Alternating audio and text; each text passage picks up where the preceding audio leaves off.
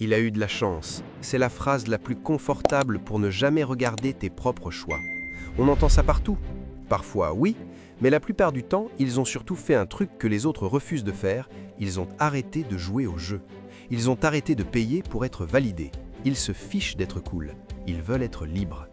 Et ça dérange, parce que nous, on a été éduqués à l'inverse. Fais comme tout le monde, sinon t'es bizarre. Alors on imite. Même voiture que le voisin, même vacances que les collègues, même resto que le groupe, même code vestimentaire, même rythme de dépenses, et on appelle ça vivre. Non, ça s'appelle du copier-coller social, une conformité déguisée en ambition. Et le pire, c'est que même quand tu imites parfaitement, tu ne te sens jamais au niveau, parce qu'il y aura toujours quelqu'un au-dessus, toujours quelqu'un qui fait un peu mieux, un peu plus visible. Donc ton ego te fait courir après un horizon qui recule sans cesse. Plus tu avances, plus la ligne d'arrivée s'éloigne. Et pendant que tu poursuis l'image, tu repousses ta liberté, tapis roulant financier encore. Et c'est là que ça devient vraiment intéressant.